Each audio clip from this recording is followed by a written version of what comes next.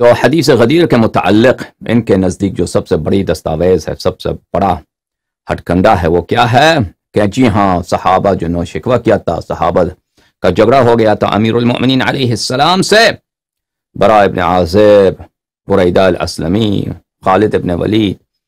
ان لوگوں کی شکایت تھی، تو رسول اللہ صلی اللہ علیہ وآلہ وسلم نے غدیر خم میں ان شکایتوں کو دور کرنے کے لیے فرمایا کہ من کنت مولا فہذا علی علیہ السلام مولا۔ تو عزیزو، یہ بہت بڑی جھوٹ ہے، بہت بڑی تہمت و بہتان ہے رسول اللہ صلی اللہ علیہ وآلہ وسلم پر۔ اور دیکھیے کہ ان کی سب سے بڑی دلیل جو ہے ایک جھوٹ ہے، ایک تہمت ہے۔ تو ہم نے دکھایا کہ کوئی حدیث ہی نہیں ہے ان کے پاس، کوئی حدیث ہی نہیں ہے، چاہے وہ ضعیف ہی کیوں نہ ہو، کہ حدیث غدیر، خطبہ غدیر اس لیے رسول اللہ صلی اللہ علیہ وآلہ وسلم نے القاء فرمایا تھا، بیان فرمایا تھا، تاکہ اصلاح ذات البین ہو جائے، صحابہ کے شکووں کا جواب مل جائے۔ تو میں پچھلی جو باتیں ہیں ان کو دہراتا ہوں ایک دفعہ، ان کے سرخیوں کو، ان کے عناوین کو دہراتا ہوں آپ کے لیے، تاکہ یہ بات اچھی طرح، میرے ناظرین سب ایک طرح کے نہیں ہیں، بہت سارے ہیں جو سادہ لوگ ہیں، ان پڑھ لوگ ہیں، دینی لحاظ سے کم از کم ان کی اتنی مطالعہ نہیں ہے، تو ان کے لیے یہ بات تکرار ہو جائے۔ ملاحظہ فرمائیے میرے عزیزوں، کسی بھی حدیث، کوئی بھی حدیث ایسا ہو،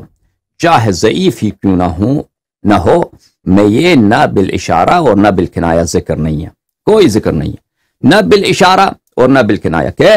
خطبہ مبارکہ غدیر کا وجہ صدور صحابہ کے شکوے تھے۔ یہ بات سرے سے جھوٹ ہے، تہمت ہے،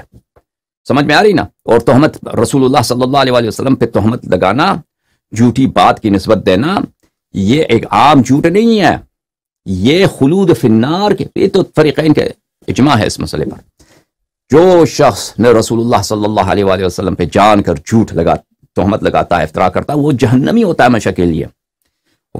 اور خلود فی النار کفر کی دلیل ہے عزیزو، یہ بھی اپنی جگہ پہ ایک دلیل ہے کہ نہ صرف وہ خالد فی النار رہتا ہے، خود خلود فی النار، حبط اعمال، یہ سب بجرات خود کفر کی دلیل ہے، ٹھیک ہے نا؟ یہ پہلی بات۔ دوسری بات، رسول اللہ صلی اللہ علیہ وآلہ وسلم، یہ حدیث جو ہم نے دکھایا آپ کو، بریدہ کے، برا کے، خالد ابن ولید کے خطوں کے شکایات کے، یہ کوئی خطبہ نہیں تھا، یہ کیا تھے؟ یہ سب محاورے تھے، حالانکہ حدیث غدیر خطبہ ہے، وہ حدیث میں تصریح تھی، میں نے دکھایا آپ کو پچھلے جلسے میں۔ رسول اللہ صلی اللہ علیہ وآلہ وسلم نے صحابہ کو، یعنی ان کی شکایات کی جواب میں، کو خطبے کی شکل میں نہیں بلکہ مکالمے کی صورت میں جواب فرمایا تھا، ٹھیک ہے نا؟ حالانکہ خطبہ غدیر خطبہ ہے۔ تیسری بات،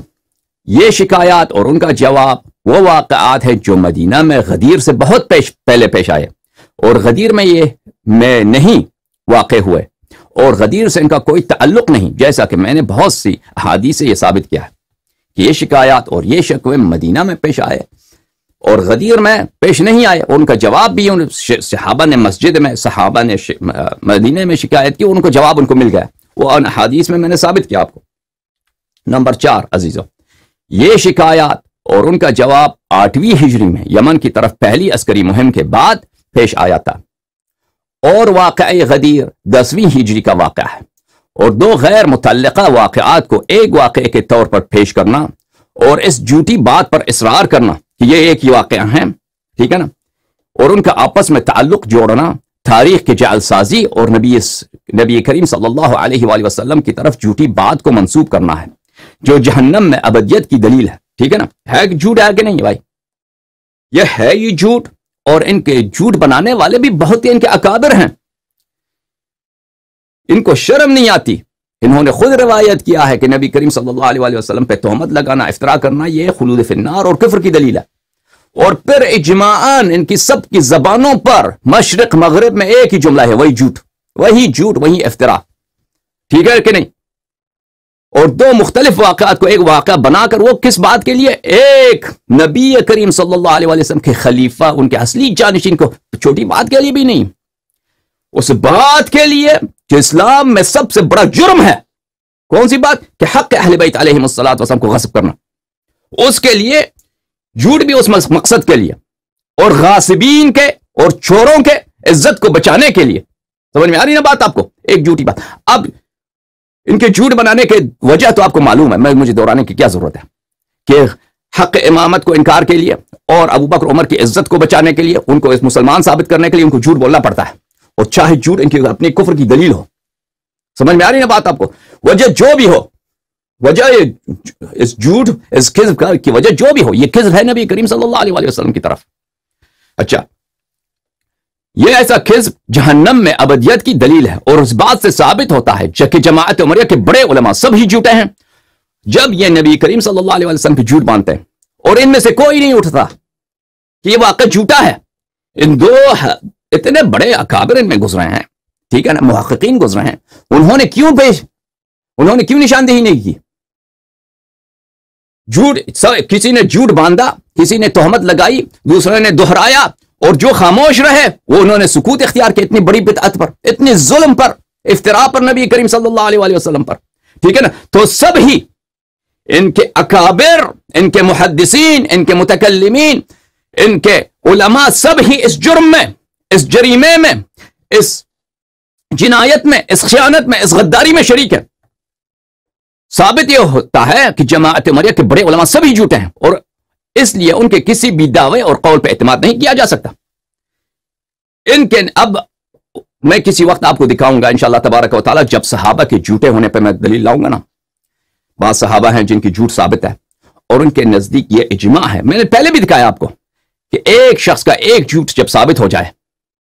نبی کریم صلی اللہ علیہ وسلم پر کہ اس نے جھوٹ تہمت لگایا ہے، ٹھیک ہے نا، ایک حدیث میں اس نے تہمت لگایا، جھوٹ، ایک جھوٹی حدیث بنایا، اس نے جھوٹی حدیث کو اس نے سچا کر کے کسی لوگوں کو دکھایا، تو چاہے وہ توبہ بھی کر لے، چاہے اس کا توبہ اللہ کے سامنے مقبول بھی ہو، ہم اس کے کسی حدیث کو تسلیم نہیں کریں گے، تصدیق نہیں کریں گے۔ آپ میرے پچھلے جو حلقات ہیں اس کو میں نے اس کو ان کا اجماع دکھایا تھا اس مسئلے پر، اس مسئلے میں ان کے علماء میں اختلاف نہیں ہے کہ جو مفتری رسول صلی اللہ علیہ وسلم ہے، جس نے افتراء کیا رسول اللہ صلی اللہ علیہ وسلم پہ، چاہے وہ توبہ بھی کرے، چاہے اس نے نوجوانی میں کیا ہو، ایک حدیث میں اس نے جھوٹ بولا ہے، بعد میں آ کر وہ پکا توبہ کرے، صحیح توبہ کرے، توبہ نصوحہ کرے، بہترین زاہد عابد بن جائے، اس کے کسی حدیث کو ہم قبول نہیں کریں گے، تصدیق نہیں کریں گے، ٹھیک ہے نا، اس کے کسی تو پتہ یہ چلا جب یہ ان کے علماء سب ہی اس کذب میں، اس افتراء میں، اس جھوٹ میں، وہ بھی کس کی ذات پر؟ سرکار سید الانبیاء خاتم الرسول صلی اللہ علیہ وآلہ وسلم کے ذات اقدس پر جب سب ہی شریک ہیں، ٹھیک ہے نا، تو پتہ ہے اس جھوٹ میں سب ہی شریک ہیں، تو ان کے سب علماء ان کے اپنی اجماع کی روح سے، ان کی اپنی دلیل کی روح سے ثابت ہوئے کہ ان کی کوئی کسی حدیث پہ تصدیق نہیں ہو سکتی، ان کے کسی بات پہ تصدیق نہیں ہو سکتی۔ سمجھ میں آئی نا بات آپ کو؟ کہ شیعہ کے ضد میں آ کر یہ کفر بھی بکتے ہیں، شیعہ کے ضد میں آ کر سید الانبیاء والرسول صلی اللہ علیہ وسلم پہ بڑی بڑی تہمتیں لگانے میں ان کو کوئی ہچکچاہٹ نہیں، چاہے علماء ان کے کتنے بڑے ہوں، اور ان کے دوسرے محققین اکابر ہاں جو اس جھوٹ کو نہیں لگتا ہے لیکن وہ خاموش رہتے ہیں، تصحیح نہیں کرتے۔ اچھا، اور مزید یہ کہ اس وقت ان کے متوفا علماء جہنم کی آگ میں، یہ بھی اس سے ثابت ہوتا ہے کیونکہ نبی کریم صلی اللہ علیہ وسلم کا بالاجماع قول ہے کہ جو شخص مجھ پہ جھوٹ لگاتا ہے، مجھ پہ جھوٹی افتراء کرتا ہے، تو وہ فَلْيَتَبَوَّأْ مَقْعَدَهُ مِنَ النَّارِ، اس کی جگہ جہنم میں ہمیشہ کے لیے ہے، ٹھیک ہے نا۔ تو ان کے علماء جو گزرے ہیں، جو جھوٹ بنانے والے، جنہوں نے اس جھوٹ کی تاسیس کی ہے، وہ تو سب دنیا سے جا چکے ہیں، تو اگر نبی کریم صلی اللہ علیہ وسلم کے قول کی تاسیس کرنا ہے تو سب وہ کہاں ہیں؟ تصدیق کرنا پڑے گا کہ وہ ایک گرم مقام پہ ہیں، بہت ہی گرم مقام پہ وہاں پہ، اور وہ گرم مقام جو ہے وہ ٹھٹا نہیں ہے، سکر نہیں ہے، سبی نہیں ہے، وہ کہیں اور ہے، وہ گرم مقام جہاں پہ وہ سیر کر رہے ہیں۔ 4 نقطے آپ کی خدمت میں اس کے، 5واں نقطہ، شکایات کی جو احادیث ہم نے آپ کو دکھائے ہیں، شکایات والے بہت سے احادیث جسے بریدہ اور برا نے وغیرہ نے نقل کیا ہے، یہ بھی بذات خود امیر المؤمنین علیہ السلام کی امامت کو ثابت کرتی ہیں، گرچہ کہ وہ غدیر سے 2 سال پہلے کے واقعات ہیں، گرچہ وہ واقع اور ہیں لیکن وہ بھی بذات خود علی ولیکم من بعدی، یہ سب امیر المؤمنین علیہ السلام کے امامت کو ثابت کرتے ہیں۔ اب یہ باتیں جو میں نے ابھی اس حال 5 نقطے آپ کی خدمت میں بیان کیے ہیں، یہ میرے پچھلے 2 تقاریر کی نچوڑ ہیں، ان کو تفصیل پچھلے 2 تقاریر میں ملاحظہ فرمائیں۔ اچھا، جو برا اور بریدہ جن لوگوں نے شکایت کی